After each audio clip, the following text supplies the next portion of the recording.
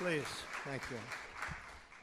Good afternoon. And before we begin, 5 years ago, 9 innocent parishioners of a historically black church, you all remember this horrible event, were tragically killed during an evening Bible study in Charleston, South Carolina. That was a despicable act of evil. Today we remember this somber day as our hearts still break for the victims, and our prayers go with all. That was a terrible event. It was a terrible day. Terrible, terrible day for our country, for the world to witness. Thank you very much for being with us at the White House as we reaffirm our sacred promise to support and protect our great veterans. We love our veterans, and great they are. With honor and courage, these incredible patriots performed their duty to America, and now we must fulfill our duty to them, and that's what we're doing. And we're doing it beyond what anyone's ever done as president or as an administration. We're gathered together to address an especially urgent struggle. Today we're unveiling our roadmap to empower veterans and end the national tragedy of suicide. Tremendous problem. Tremendous, tremendous problem. My administration is marshaling every resource to stop the crisis of veteran suicide and protect our nation's most treasured heroes. They've been through so much, and it's such a deep-seated problem. And we're doing tremendous research and everything you can do. But it is something that nobody quite understands, and they're gaining knowledge, but they don't quite understand it. And I want to thank our Vice President for being with us. And I especially want to thank, frankly, wonderful Karen Pence, who is so committed to the veterans and this particular problem. And thank you very much, Karen. We appreciate it. Thank you.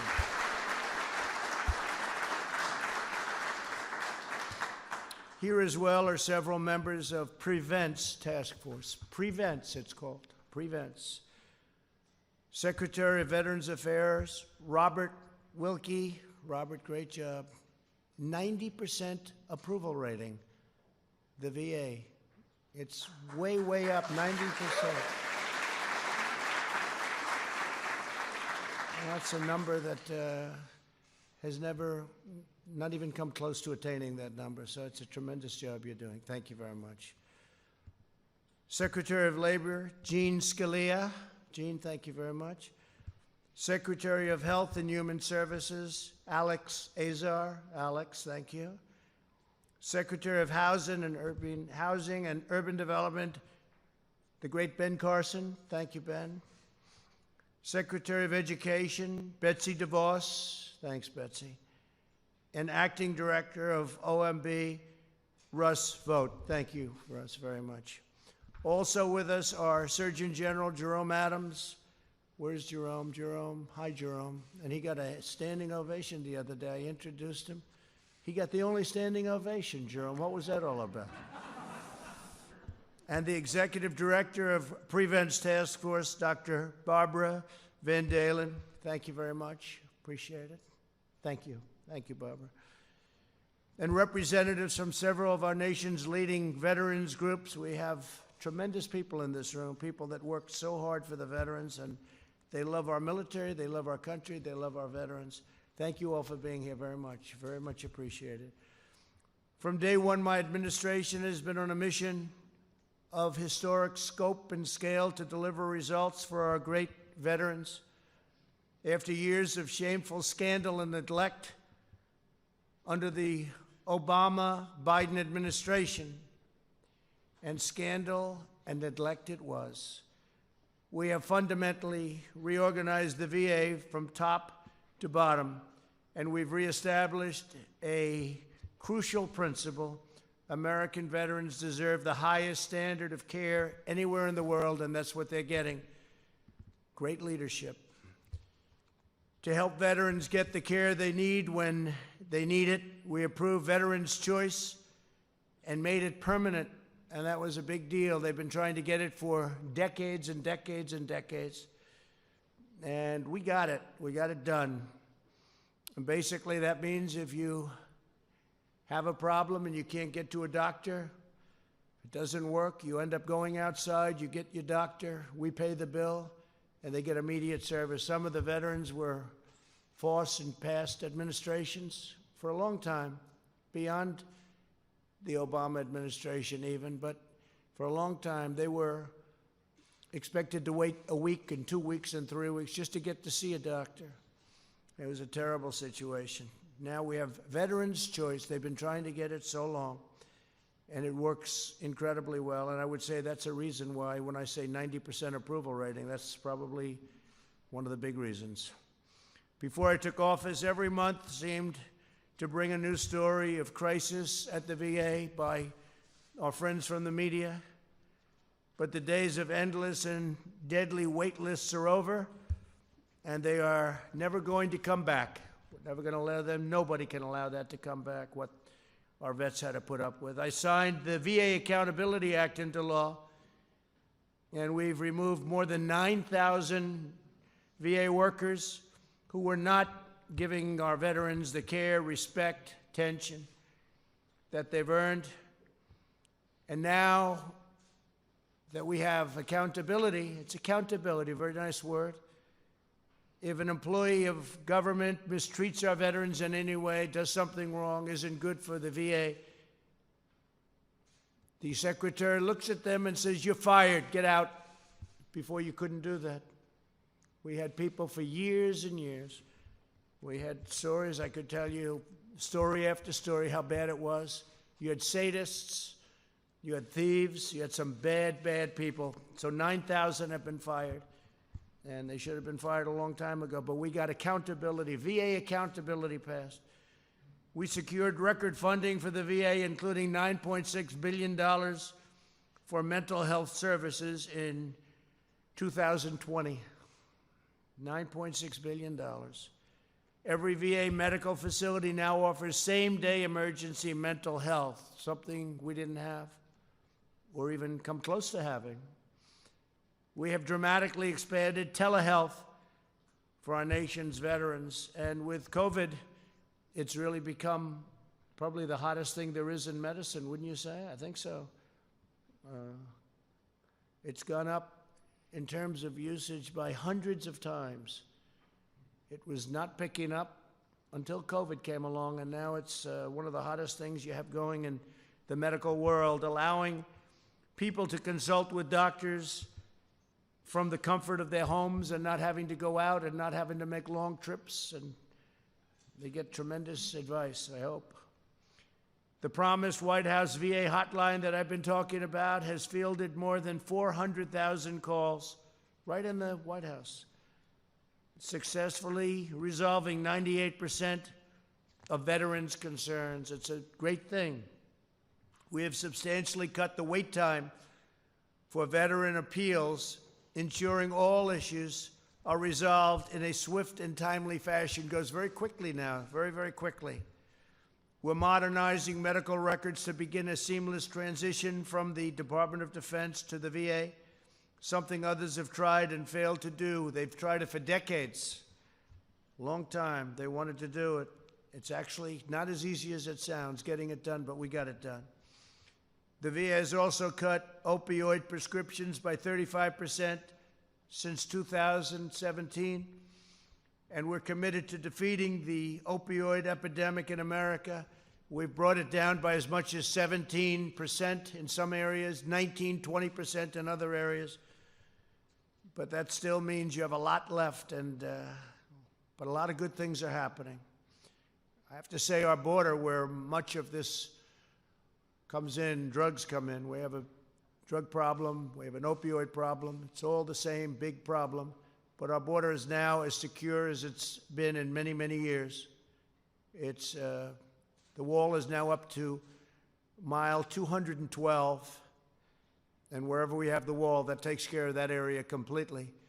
But we're now down to among the lowest numbers we've ever had on the border, and I want to thank the President of Mexico, because we have 17,000 troops right now on the border, Mexican troops, and really helping us a lot. The number of veterans who say they trust the VA services has increased 19% under this administration. That's a tremendous increase, but I'm still more impressed. It's an all-time high, by the way, but I'm still more impressed by the 90 to 91% number. That's the number I'm going to use from now on. All right, can I do that, Robert? I like that. 91%. Can you imagine if you were a politician, you had a 91% approval rating? That would be pretty good. But there's more work to do. Ending the tragedy of veteran suicide demands bold action at every level of society. 20 veterans and service members take their own lives every single day. The loss of our heroes breaks our hearts and pains our souls. 1 year ago, I signed an executive order establishing Prevent's task force to develop a nationwide strategy to support our veterans in distress and stop the grave tragedy of veteran suicide. Today, thanks to the leadership of Secretary Wilkie, it's been outstanding, I'm proud to announce that we are taking this critical initiative to the next level. Following the ambitious roadmap the task force has developed over the last year, you'll see things happening that nobody would have ever thought even possible. To lead this effort, Mrs. Pence and a team of ambassadors that she was very much involved with in choosing, including the Surgeon General, Jerome Adams. You're only there, Jerome, because Mrs. Pence wanted you there. Okay, that's a nice compliment. She's tough. That's a nice compliment. We'll launch a national public awareness campaign in the coming months. This historic campaign will mobilize every sector of American society to encourage heroes in need, empower them with the best prevention practices, and help every veteran thrive in their lives after service. They come home from these active battlefields and active places, and all of a sudden they're left sometimes alone, and you have a hard time with it. They fought our battles overseas, and now we must join them in winning this new battle at home. There's no single solution to this issue. Every resource must be brought to bear. We're expanding our partnerships with military and veteran organizations, universities, faith-based leaders, businesses, nonprofits, and all levels of government to establish specialized support systems for our veterans. The task force has already partners with 30 large corporations to help them prioritize the mental health of their employees, and we will continue adding to that number, and the number is growing very rapidly, very, very rapidly. We're also launching a national research strategy. The Prevent's Office will work with the greatest scientific minds across our nation to evaluate research to better understand the trauma service members face. They face tremendous trauma. Identify effective treatments and communicate their findings to the public. The Prevent's Office is currently reviewing the $1.5 billion of federal funding committed to suicide prevention to make sure research goes where it is most needed in order to save lives and to make lives better. Here with us today is former Marine and Coast Guardsman Chad Heiser, who can share with us his personal testimony about the importance of the steps we're taking today. And Chad, if I could, please, would you say a few words? Thank you.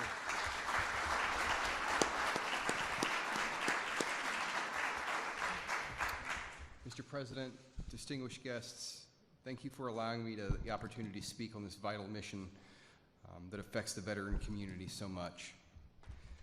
The Bible says in Jeremiah 29:11, "For I know the plans I have for you, declares the Lord, plans to prosper you and not harm you, plans to give you a hope and a future." God never wastes a hurt. These are the words I was told long ago by a mentor and friend, but never really understood their impact until I began the healing process from my trauma that I experienced in combat as a United States Marine. On March 23, 2003, in one horrific day, 18 Marines were killed that were part of Task Force Tarawa during the invasion of Iraq at the Battle of Al-Naziriyah. 3 days later, there was a friendly fire incident which rounds were mistakenly fired, resulting in the injury of Marines. After being honorably discharged at the end of my enlistment, I returned home feeling guilty for surviving, shame for feeling like I hadn't done enough. The war was still in my mind. I was detached physically, emotionally, and spiritually. I was angry and isolated from the world, including my family. Just 1 year after leaving the Marines, I decided to return to military service, this time with the United States Coast Guard, seeking a last-ditch effort to cope with the pain and regain my purpose in life. Unfortunately, my condition only worsened. In 2005, I attempted suicide. I was transported to a medical hospital, diagnosed with post-traumatic stress disorder, and shortly after, I was medically retired. During this time, my wife was praying. She was asking God to help heal me from this combat trauma. I felt there was no one I could turn to, that my life just wasn't worth living. As a tough Marine, I was hesitant to seek the help I truly needed to recover. 2009, by God's grace and mercy, I was saved by Jesus Christ. After carrying these burdens that I had carried for so long, the newfound hope I had was my foundation now. In 2011, I participated in Wounded Warrior Project's Project Odyssey, a combat recovery retreat. For the first time since returning from combat, I was able to open up about my own personal experiences and help further my own recovery process. This was truly a turning point in my life that gave me a sense of new direction. As a Wounded Warrior Project peer mentor, warrior leader, and national campaign team member, I am fully committed to serving the veteran community by giving my time and attention to listen, empathize, and encourage and help carry the burden shared by countless veterans facing similar struggles after war. I've realized through my own experience how vital it is for veterans to have a positive support system, not only within our families and communities, but also within our government. Showing support and caring for those who are hurting. It's also important to let everyone know, let the country know, that they can be strong and ask for help if you are struggling. Mr. President, I would like to take this opportunity to personally thank you for your decision to implement this important initiative, combating mental health and suicide crisis within the veteran community. I am so grateful for your actions in insisting veterans to get the help they need at such a critical time. Your leadership in this matter truly shows your care for our nation's warriors. Thank you. Thank you, Chad.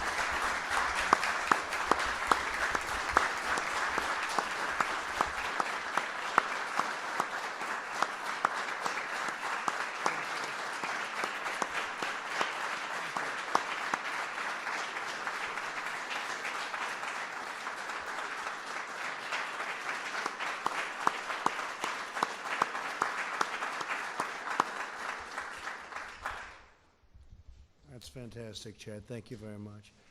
I thought because she's so important to what we're doing, I could just, prior to Secretary Wilkie, ask Karen Pence to say a few words. And she's going to be leading us into the promised land on this very tough subject. Do you mind? Please. Either one, Karen.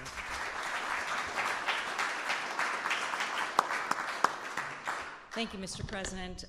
I just want to say thank you for this administration realizing that this is an issue that we need to face head on. You are changing the culture. It's the leadership at the top.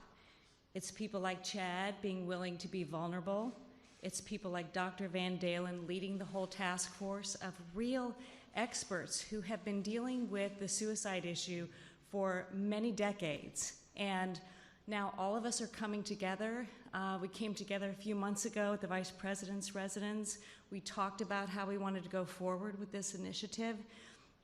And I feel like right now is such an opportune time because we're all dealing with anxiety. We're all dealing with stress right now.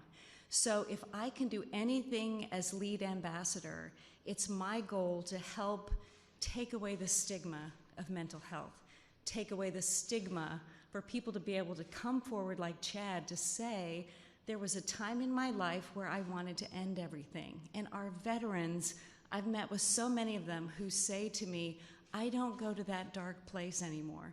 And so we are giving them hope. We want them to know, and anyone who's considering suicide, that there are people out there who want to help. There is a way forward, and I just am so grateful and honored to be lead ambassador for Prevents. So thank you, Mr. President. Thank you very much.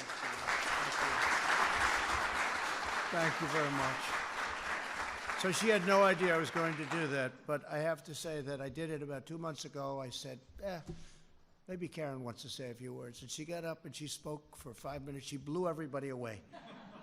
She was the star, right, Mike? And I said, come on, Karen, you got to go. Great, great. Really appreciate it. You're going to do a fantastic job. Thank you very much. Mr. Secretary, let's go.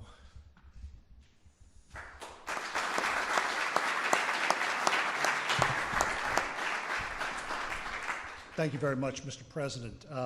I have been accused by some in this room of living in the 19th century and looking back on American history before I make any decisions.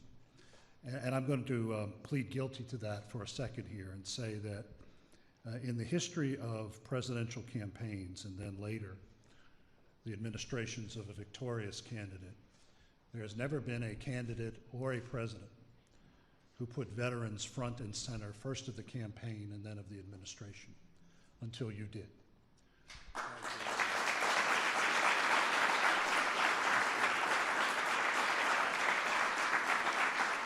I'm going to speak for Mrs. Pence, and I'm going to speak for myself as the son of a grievously wounded combat soldier from Vietnam, and in Mrs. Pence's case, the mother of a Marine warrior. These are issues that we live with every day. And for the President of the United States to say it is about time that those who have carried the burden of freedom on their shoulders are put front and center in the national conscience, that is an enormous first step for this nation and long overdue. Thank you, Ron.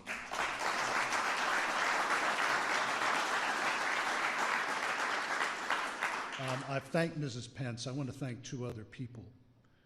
First is our executive director, Barbara Van Dalen, who took this burden on herself, but took it joyfully, and is not only opening the aperture when it comes to a discussion of this last tragic act in a veteran's life, but also opening the aperture on a discussion, finally having a discussion on mental health and addiction. So Barbara, I thank you very much for what you're doing.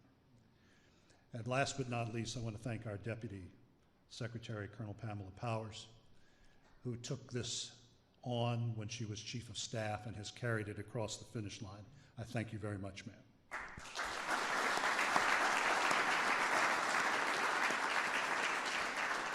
Mr. President, I'll go back to that history. In the 1890s, one of your predecessors, whose portrait hangs in the green room, was alarmed at the reports he was receiving from the Frontier Army of countless deaths amongst officers and men on the far outposts of the American West. He was the first president to begin taking a look at those sad numbers, and it has taken these 130 plus years for another president to finally say, enough is enough. On any given day, 20 American warriors take their own lives. Those are active duty, guardsmen, reservists. The largest part of that number is from my father's generation in Vietnam. But another reason why this task force is so important is that it will point the way for the rest of the country. Growing up as a youngster at Fort Bragg, the leading cause of death amongst my classmates in junior high and high school was automobile accidents. Today, it is suicide. It is a scourge that is impacting every segment of this country. So I want to thank the President for having the vision to identify the real solution to this national problem, and that is us, each one of us. Each one of us can help end the stigma that has prevented America from taking on the important issue of mental health. Each one of us can work to change the culture that made it acceptable to ignore the signs of mental health and distress. Each one of us can learn to identify the signs amongst our friends, our neighbors, and our coworkers. So this day is the beginning of one of the most important national discussions America has seen. It is an effort to find a solution to a problem that does not discriminate amongst its victims: the poor, the rich, people of all races and creeds. So I'm going to end with a story that I've told before, and it was one that I was very familiar with growing up at Fort Bragg. The looming presence in the home of the airborne was Matthew Ridgway. In fact, he was so powerful that even the minor league baseball team's mascot is named after him in Fayetteville. General Ridgway commanded the All-American Division to victory in North Africa and Sicily, and then General Eisenhower tasked him with leading the airborne assault on Hitler's fortress Europe on the night of D-Day. General Ridgway planned the operations for the All-Americans, the Screaming Eagles, and the Red Devils of the British 1st Airborne. But on the night of the invasion, he couldn't sleep. He fell out of his cot, and he reached for sustenance in the Old Testament, and he looked to the book of Joshua and God's promise to Joshua on the eve of the great battle of Jericho. And the Lord promised the general, "I will not fail nor forsake thee." Mr. President, that is what you have sent to the American people today and to the 20 million Americans who are in uniform and who have left uniform, that we will not fail nor forsake the people of the United States who have always carried, without question, our freedom on their shoulders. So, Mr. President, I thank you very, very much.